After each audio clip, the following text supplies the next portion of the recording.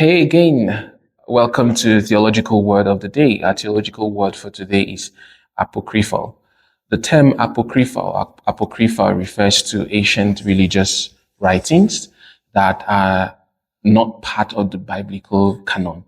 There are two types of apocrypha, the Old Testament apocrypha and the New Testament apocrypha. The canon, by the way, is a collection of books recognized as divinely inspired and authoritative, as measured by prophetic origin, apostolic and/or eyewitness connection, doctrinal consistency, and widespread acceptance by God's people in the early church.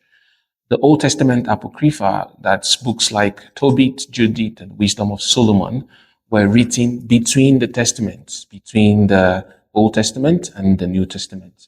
While they are sometimes respected as historical or moral texts, they contain theological errors, contradictions, and teachings that are not consistent or found in the scripture.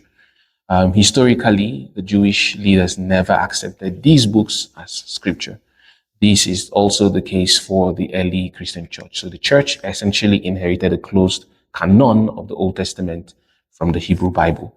And it's also important to know that while the New Testament writers quoted the Greek Old Testament, that's the Septuagint, over 2/3 of the time, they never cited the Apocrypha as authoritative. Even if they were aware of these books, they never treated them as inspired.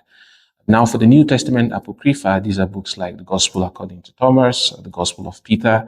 They were written much later than the canon of the New Testament.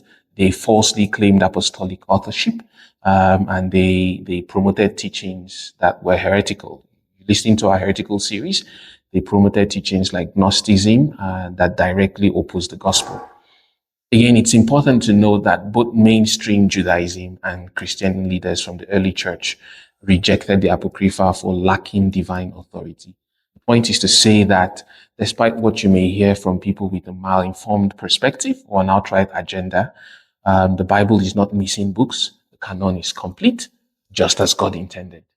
Thank you.